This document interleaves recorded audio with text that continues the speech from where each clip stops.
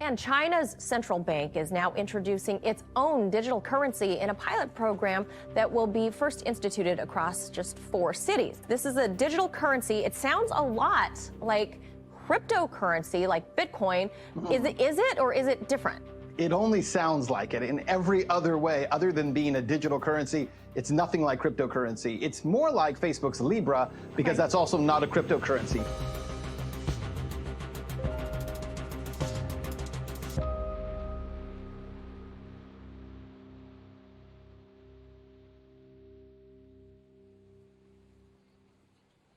Nous, les cypherpunks, nous avions prophétisé le chaos. Un avenir sans vie privée. Un enfer. En réponse, moi, Satoshi, j'avais créé le Bitcoin. La toute première crypto-monnaie décentralisée, autonome et sans intermédiaire. L'opposé de ce que proposait la plus grande multinationale du web. Il y a 2 grandes menaces à la vie privée. Les géants d'Internet et les États. Eux aussi accéléraient leur projet de monnaie numérique de banque centrale, émise contre des dettes toujours aussi centralisées. Rien de vraiment nouveau. Ah si, quand même, une différence. En se numérisant, le cash allait perdre une caractéristique fondamentale, l'anonymat.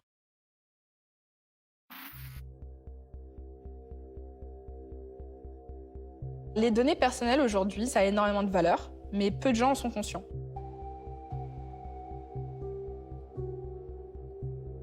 On utilise des applications, on interagit, on like, on tweet, on partage, on poste, et pour autant, on ne gagne rien financièrement, alors que les entreprises qui fournissent ces plateformes s'enrichissent grâce à ça. C'est un grand hold-up, plus ou moins silencieux. There are more than 1 billion people around the world who don't have access to a bank account, but could through mobile phones if the right system existed. Ça, c'est super pour ces applications qui vont pouvoir apprendre encore mieux à nous connaître, nous proposer plus de services, vendre et générer du profit avec ça.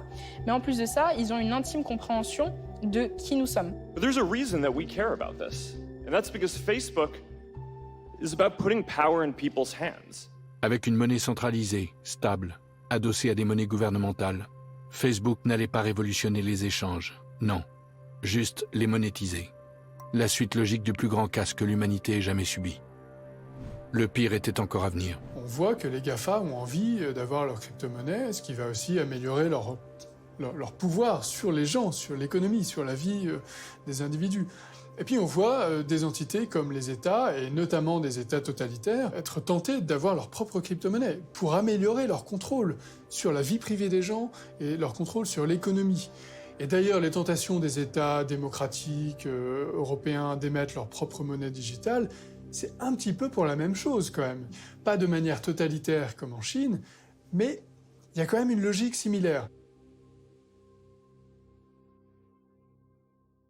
Un moyen de paiement qui est en train de prendre de l'importance en Europe et qui, depuis un long moment, est très très important en Asie et notamment en Chine, c'est le téléphone mobile. En Occident, on a d'un côté Facebook, WhatsApp, ses comptes bancaires, ses abonnements à des journaux. Le modèle chinois, c'est d'avoir mis tout ensemble.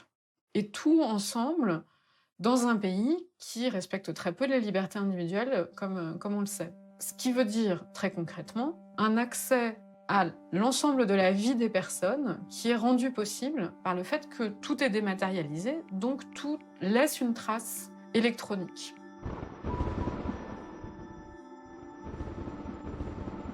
Ces traces électroniques sont transformées, entre autres, dans ce que les Chinois appellent un score social, qui est une note fabriquée à partir de toute une série de comportements que ces applications mettent ensemble, notamment les comportements d'achat, mais pas seulement. Et ce score social a des effets très concrets sur votre vie de consommateur. Certaines choses vont vous coûter plus cher que d'autres. Vous allez arriver à l'aéroport et on va vous dire « Ah non, vous êtes interdit de monter dans l'avion parce que vous n'avez pas payé une amende ou autre ».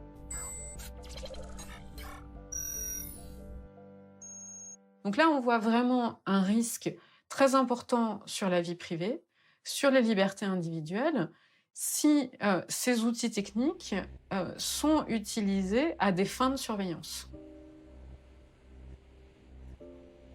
Leur puissance se construit au prix de vos libertés, de votre vie privée.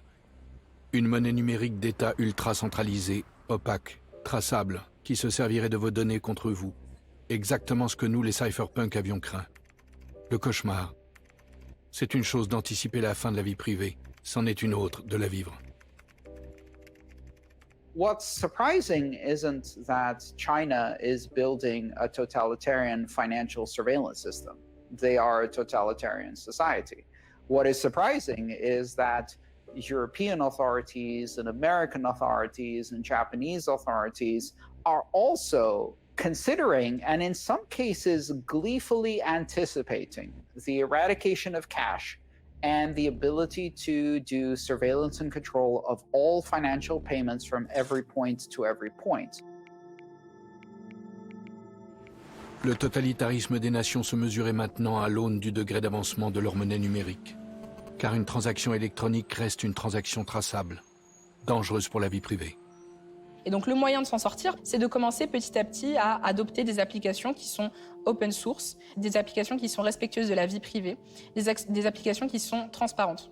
Open source technology means that the software itself is composed of codes that can be openly inspected by everyone and in a collaborative and public fashion that is very, very transparent.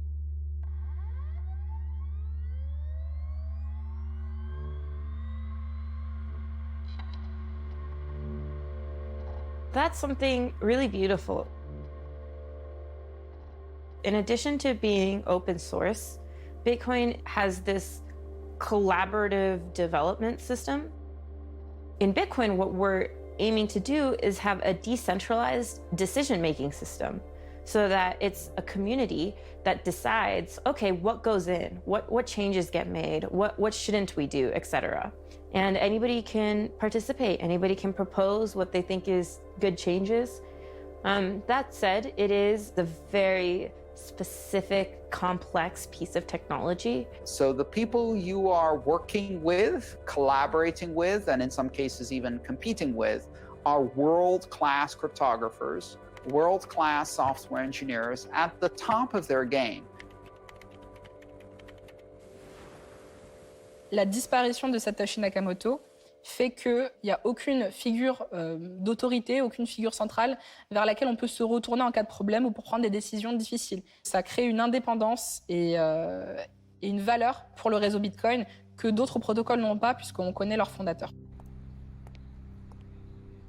We don't know if Satoshi Nakamoto is a name by one person or if it's the name of a group of people working together. Connaissant le processus d'imagination, surtout dans ces domaines-là, il faut une discussion. C'est aussi un élément interne. Il faut avoir un débat et il faut aussi avoir une stratégie. Comment est-ce qu'on va lancer ça, etc.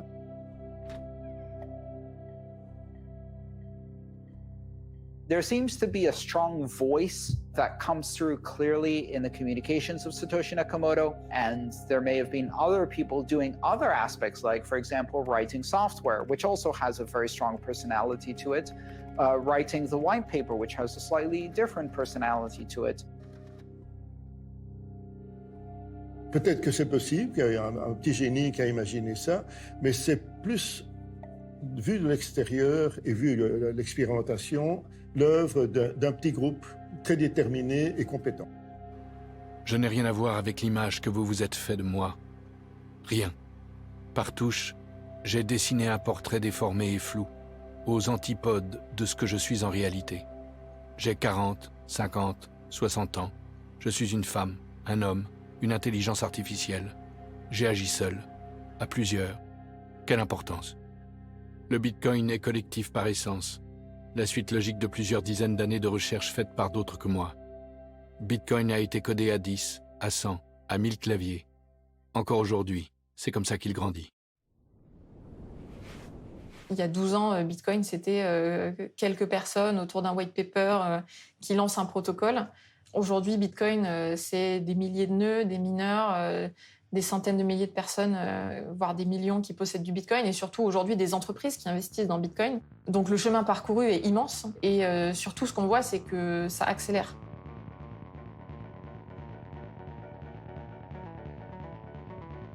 What we're talking about this year is serious investors adopting Bitcoin. We're seeing big banks coming out saying officially that Bitcoin should be part of a portfolio. That's big news, that's actually very serious. We've got private companies buying very large amounts of Bitcoins, like hundreds of millions or billions of dollars worth of Bitcoin, and calling it an investment into the future. I think the next type is going to be finally more consumer adoption. It's already money. It already works. You can use it. If Bitcoin is to succeed, we might see this play out during our lifetime, but it should last far, far beyond. Let me assure you, this thing has not yet happened. Right now, it's difficult to use, it's complicated, it's understood by a tiny fraction of the human population, and it will change the world. Le Bitcoin est apatride, mais il a son armée d'ordinateurs, de développeurs, de mineurs, d'utilisateurs. Ne cherchez pas à couper les têtes de l'hydre. Il y en a trop et elle repousserait toujours. Et puis, comment feriez-vous disparaître les milliards qui circulent sur notre chaîne?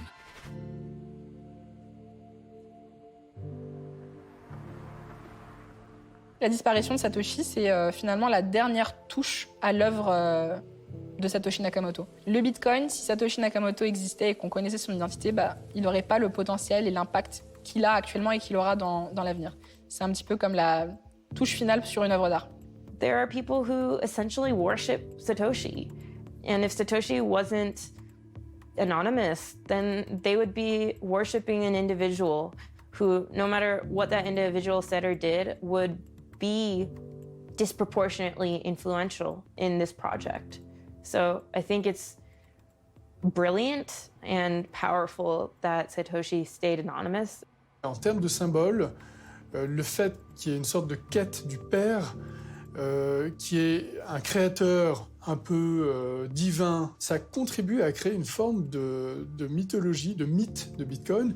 Or, les mythes ont une utilité pour donner du corps aux choses, et notamment pour une chose aussi virtuelle. Although, in my heart, I would love to know. In my brain, I really hope we never find out who this individual or group of individuals was.